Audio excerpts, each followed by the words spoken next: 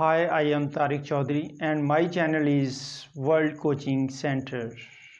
Today's lesson is going to be about the use of gender, non-gender. What is non-gender? What is the use of non-gender? Non-gender हम पहले ही discuss कर चुके हैं कि non-genders क्या हैं। जिस तरह हमारे पास बॉय है तो उसके हम गर्ल्स लगाएंगे, बॉय का गर्ल लगाएंगे, फादर का मदर लगाएंगे। हमारे पास मैस्कुलाइंस और फेमिनाइंस का जो हमने कॉन्सेप्ट दिया था, मुज़क्कर और मोनस का अगर उर्दू में बात करते हैं तो हमने वो एक कॉन्सेप्ट दिया था। बहुत सारे स्टूडेंट्स पूछते हैं कि इसका यूज़ क्या है। जेंडर हम पढ़ते हैं लेकिन इसका यूज़ क्या है। फर्स्टली आज मैं एक आपको लिटरेरी टर्म से इंट्रोड्यूस करवाऊँगा जो कि इसके अंदर बहुत यूज़ होती है और लिटरेचर के अंदर भी बहुत इसका इस्तेमाल है, और इस जेंडर को एक्सप्लेन करने के लिए वो बड़ी हेल्पफुल है। आपको बताएगी कि जेंडर का जो यूज़ है, नॉन जेंडर का यूज़ है वो किस तरह है। टर्म कौन सी है? वो है पर्सोनिफिकेशन। पर्सोनिफिकेशन क्या है? पर्सोनिफिकेशन ये टर्म जो होती है, लिटरेरी टर्म्स जो होती हैं वो इसी तरह होती है। इसको जैसे हम पार्ट्स ऑफ स्पीच पढ़ते हैं, वो क्या है हमारे पास? पार्ट्स ऑफ स्पीच हमारे पास होते हैं noun, pronoun, verb, adverb, conjunction, interjection, जो कि सेंटेंस स्ट्रक्चर बनाते हैं। लेकिन ये इसी तरह है जिस तरह हम नॉर्मली ड्रेस अपना पहनते हैं, लेकिन ड्रेस पहनने के बाद क्या होता है कि ड्रेस तो पहन लिया, ठीक है, सिंपल है, अच्छा, उसमें भी इंसान अच्छा लगता है, लेकिन एक मेकअप होता है। मेकअप से इंसान और ज़्यादा बेहतर हो जाता है और ज़्यादा नुमाया हो जाता है, अट्रैक्टिव हो जाता है। तो सो दैट इंग्लिश में भी कुछ चीज़ें ऐसी होती हैं जो इसके मेकअप के लिए होती हैं, तो उसको हम कहते हैं फिगर ऑफ स्पीच। तो इसमें पर्सोनिफिकेशन जो है वो जेंडर है, नॉन जेंडर है, जिसमें वो उसको एक ब्यूटीफाई करता है, उसको खूबसूरत सेंटेंसेस को बनाता है पर्सोनिफिकेशन के जरिए, जो लिटरेरी टर्म्स के ज़रिए। आए लेट्स स्टार्ट करते हैं कि पर्सोनिफिकेशन हमारे पास है क्या, और हम नॉन जेंडर की तरफ जाएंगे इसके अंदर से होते हुए। तो हमारे पास पर्सोनिफिकेशन क्या है? Personification is a figure of speech. जैसे मैंने पहले कहा है, फिगर ऑफ स्पीच होता क्या है? जो हमारे सेंटेंसेस को ज़्यादा खूबसूरत बनाते हैं। आप देखेंगे आने वाले सेंटेंसेस की जो इसकी एग्जांपल्स होंगी पर्सोनिफिकेशन की, वो आपको बताएंगी कि सेंटेंस के अंदर वो जान डाल देती हैं, सेंटेंस को बहुत अच्छा और बेहतर और जानदार वो बना देती हैं। तो क्या है जी? फिगर ऑफ स्पीच है इन विच अ थिंग्स, कोई भी चीज़ हो सकती है, इसमें आइडिया को खूबसूरत बनाया जा सकता है, या किसी एनिमल्स का नाम, जो एनिमल्स का जो यूज़ है हमने किया है, इज़ गिवन ह्यूमन एट्रीब्यूट्स, उसके अंदर ह्यूमन एट्रीब्यूट्स उसको दी जाती हैं। ह्यूमन अल्लाह ताला ने वैसे बड़ा खूबसूरत बनाया है, इसके अंदर बहुत सारे एट्रीब्यूट्स हैं। तो जो किसी आइडिया को, जब किसी चीज़ को, जब किसी एनिमल को ह्यूमन एट्रीब्यूट्स दी जाती है तो वो ज़्यादा बेहतर हो जाता है। लेट्स सी, इसको हम देते हैं the non human objects. Non human objects आप समझते हैं जो इंसानों के अलावा ह्यूमन ऑब्जेक्ट्स हैं। नॉन ह्यूमन ऑब्जेक्ट्स वही होते हैं जो ह्यूमन बीइंग के अलावा हैं। आर पोर्ट्रेटेड इन सच ए वे, किस तरह पोर्ट्रेट किए जाते हैं? In such a way that we feel that have the ability to act like human beings. हमें ऐसे लगता है कि वो चीज़ जो है, जो नाउन है, वो इस तरह पोर्ट्रेट करते हैं, इस तरह उसको डिपिक्ट किया जाता है जैसे वो ह्यूमन बीइंग है। मेरी जो अभी तक की बात है वो आपके जहन में नहीं आई होगी, आपके ऊपर से शायद गुजर गई है, लेकिन हम एग्जाम्पल जब पढ़ेंगे आपके जहन में फ़ौरन आ जाएगा, और आप पर्सोनिफिकेशन का अपनी राइटिंग में और अपनी स्पीकिंग में यूज़ करेंगे तो आप रियली इंजॉय करेंगे। तो लेट्स सी, इसमें हम देखते हैं कि have the ability to like human being कैसे है। जैसे स्काई वीव्स, अब किसकी क्वालिटी है, किसकी एट्रीब्यूट है रोना किसकी एट्रीब्यूट है? रोना इंसान की, ह्यूमन बीइंग की एट्रीब्यूट्स है। तो हमने स्काई, जो कि हमारे पास कौन सा जेंडर नॉन बनता है, जेंडर में इसकी कौन सी ये बनती है, ये हमारा न्यूटर जेंडर है। नॉन में न्यूटर जेंडर का मतलब जो ना तो मेल है ना फीमेल है।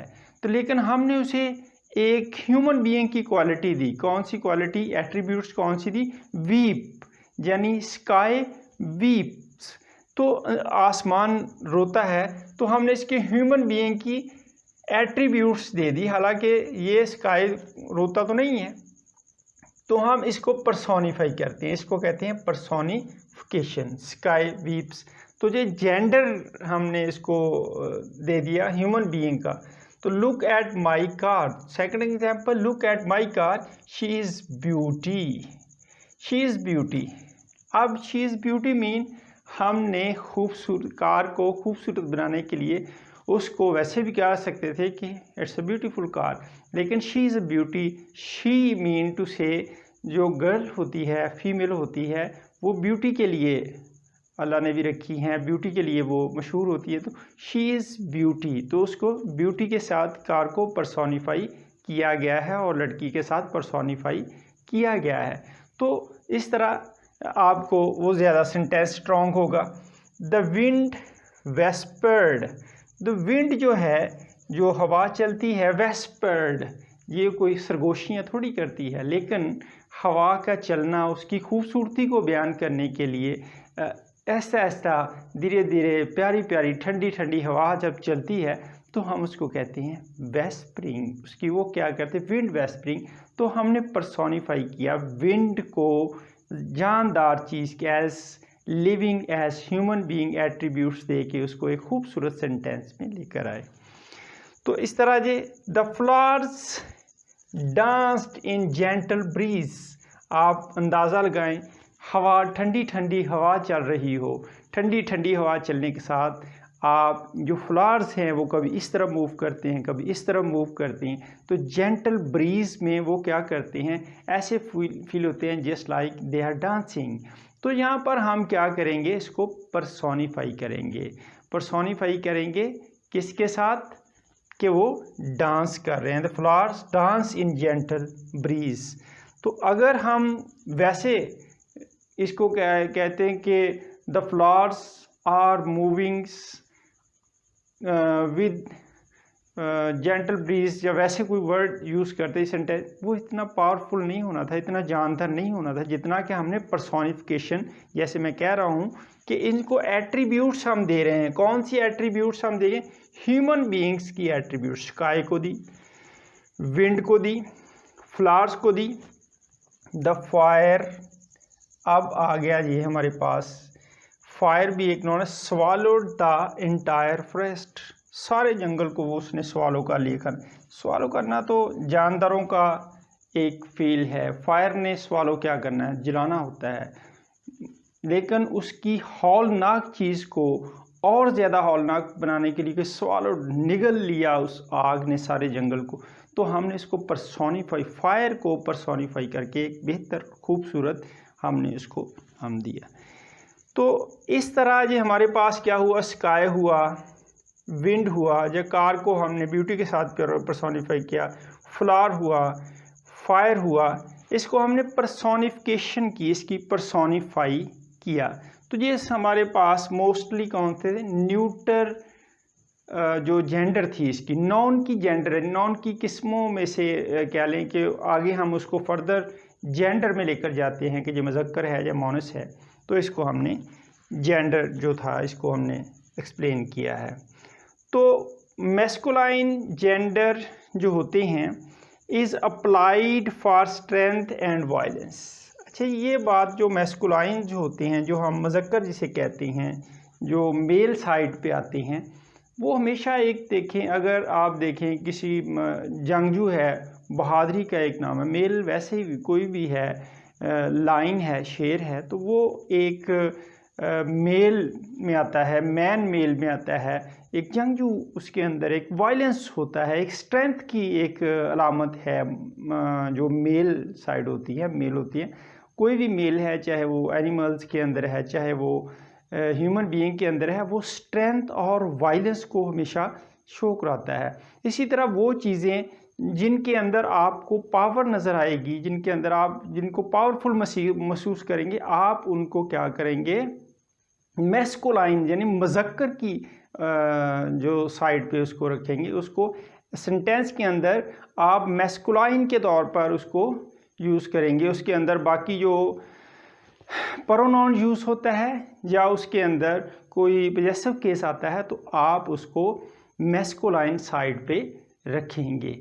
एग्जाम्पल से हम उसको बताते हैं। फॉर एग्जाम्पल मैस्कुलाइन हमारे पास क्या है, स्ट्रेंथ और वायलेंस को शो कराता है। स्ट्रेंथ क्या है, देखें, द सन सूरज एक स्ट्रेंथ का नाम है। मैंने पहले कहा कि मैस्कुलाइन साइड पे ये यूज़ बता रहा हूँ आपको, पहले पर्सोनिफिकेशन का कंसेप्ट दी, मैं आपको यूज़ नॉन जेंडर, नाउन जो है वो उसका जेंडर का क्या कमाल है, जेंडर किस तरह सेंटेंसेस में हम जेंडर इस्तेमाल करते हुए क्या फ़र्क पड़ता है। बहुत सारे स्टूडेंट पूछे जेंडर का यूज़ क्या है, तो ये है जेंडर। द सन शेड्स, अब आपके जहन में यहाँ पर आप क्या लगाएंगे, हिज या हर।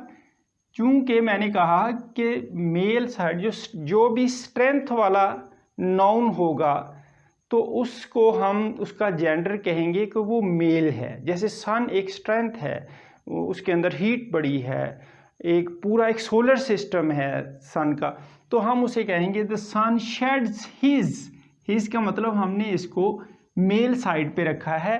हिज मीन टू से कि मैन के लिए, ही के लिए आगे उसका हिज लगता है। The sun sheds his beams on rich and poor alike, तमाम पर एक जैसी वो सूरज की किरणें फेंकता हो। तो वो हिज का जो है वो हमें बता रहा है, इसकी स्ट्रेंथ को शो करा रहा है कि ये हमारे पास जेंडर का कमाल है। अगर आपके जहन में जेंडर का कॉन्सेप्ट ना होता तो आप कंफ्यूज होते, द सन शेड्स हिज लगाना है, हर लगाना है, इट्स लगाना है। आप इसको सेंटेंस के अंदर वो जो पावर होती है, जिस स्ट्रेंथ को कंप्लीशन होती है, उसकी तरफ आप नहीं जा सकते। दूसरा क्या है, द फेमिनाइन जेंडर्स, वो थी बात हमारे पर मस्कुलाइंस की कि पावर को, स्ट्रेंथ को मैंने एग्जांपल इसकी सन की देकर आपको समझा दिया। अब आती है feminine genders is sometimes applied remarkable beauty, किसके लिए, ब्यूटी के लिए, ग्रेसफुलनेस के लिए, एंड ग्रेसफुलनेस अगेन लिखा हुआ है, ग्रेसफुलनेस के लिए इसको हम कहेंगे कि ग्रेसफुलनेस के लिए, ब्यूटी के लिए, ग्रेसफुलनेस के लिए हमारे पास जो है वो फीमिनन है। फीमिनन आपको पता है ये फीमेल साइड पे आता है, पोलाइटनेस है, ब्यूटी है। जैसे कार की एग्जांपल हमने पढ़ी थी कि she is a beauty, car को वो ब्यूटी से पर्सोनिफाई उसने किया था। तो इसी तरह फीमिनन साइड जो होती है, औरत पोलाइट होती है, सॉफ्ट माइंडेड होती है, तो उसके अंदर ये पोलाइटनेस के लिए फीमिनन फीमेल साइड जो होती है उसको उसने बयान किया। Feminine gender is sometimes applied remarkable beauty, gracefulness. तो इसके अंदर क्या है, मून। अब आप देखेंगे कि आपके जहन में शायद ये हमारे पास मैस्कुलाइन है, मुज़क्कर है मून, लेकिन नो, अब आपको जेंडर की अहमियत का पता चलेगा, इम्पोर्टेंस का पता चलेगा कि जेंडर जो है वो स्टडी करना क्यों लाजमी है। देखिए ना, मून है, मून जो है वो हमारे पास किसके साइड में आते हैं, फीमिनन यानी मोनस की साइड में आता है, फीमिनन आता है। द मून, द स्प्रिंग, मौसम बहार है, पोलाइटनेस को, फूलों को शो कराता है। मून है, पीस है। ये हमारे पास क्या है, मैस्कुलाइन नहीं है बल्कि फीमिनन साइड पे आ रहे हैं। हमें लगता है कि मून भी हम मैस्कुलाइन करें, स्प्रिंग भी करें, लेकिन नो, रीज़न इज़ दैट जो फीमिनन साइड होती है वो शो कराती है हमारे पास ब्यूटी। चांद के अंदर भी एक ब्यूटी होते हैं, तो चांद के अंदर शायरों ने भर दिया है चांद के ऊपर सारी शायरी करके, तो वो एक ब्यूटी का नाम है। ग्रेसफुलनेस का, स्प्रिंग के अंदर ग्रेसफुलनेस, पीस के अंदर एक शाइस्तगी है, अमन है। तो इसकी एग्जाम्पल जो है वो फीमिनन साइड पे आती है। जैसे the moon has hidden her face behind clouds, तो जी जब मौसम होते हैं अच्छे, बारिशें होती है, तो मून क्या करता है, हाइड। अब आपके जहन में आएगा कि मैं हार लगाऊं, इट्स लगाऊं, हिज लगाऊं, अक्सर इस पे हिज लगा देते हैं, लेकिन वो सही जो इसका यूज़ है, the moon has hidden her face, यानी वो एक लड़की के फीमिनन साइड पे आएगा, फीमेल साइड पे उसको उसने शो कराया है कि वो the moon has hidden her face. तो वो एक लड़की के तौर पर, जिन लड़की नहीं आप कह सकते, उसको आप कह सकते हैं फीमेल साइड पे। हर का वर्ड उन्होंने जो है पजेसिव केस इस्तेमाल किया है, behind clouds. Spring has spread her mental over green the earth, यानी ग्रीनरी स्प्रिंग में हर तरफ फैल जाती है। हैज़ स्प्रेड हर मेंटल, यानी हर का यहाँ पे उन्होंने केस जो है वो हर इस्तेमाल किया है। सो दैट कि इसमें आप देखते जाएं कि किस तरह जेंडर जो होता है वो सेंटेंस स्ट्रक्चर के अंदर उसकी इम्पोर्टेंस क्या है। तो यूज़ उसका क्या है, ये क्या है, ये तो पोइट्री में मोस्टली इस्तेमाल करने के लिए, पोइट्री के अलावा भी इस्तेमाल होते हैं। आम बात करते हैं, शिप लोस्ट ऑल हर बोट्स इन दी स्ट्रॉम। शिप जो है वो भी हर उसमें इस्तेमाल होता है। ये हमारे पास चंद एक एग्जांपल थी कि जो मैंने समझाने की कोशिश की है कि मैस्कुलाइन और फीमिनाइन जेंडर, नॉन के जो मैस्कुलाइन और फीमिनाइन जेंडर्स होते हैं वो उनको हम सेंटेंसेस के अंदर किस तरह यूटिलाइज कर सकते हैं। और मैंने पर्सोनिफिकेशन का कॉन्सेप्ट आपको देने की कोशिश की है। आई होप सो कि आपके जहन में ये यूज़ ऑफ जेंडर, नॉन का जो जेंडर है उसका आपके जहन में कॉन्सेप्ट क्लियर हो गया होगा। आप मेरे चैनल को सब्सक्राइब ज़रूर करें और बेल आइकन पर क्लिक ज़रूर किया करें। उसकी रीज़न ये होती है कि फिर आने वाली वीडियोस जो है होती हैं वो आपको मिल जाती है। दुआओं में याद रखिएगा, अपना बहुत ख्याल रखिएगा। Thank you. अल्लाह हाफिज़।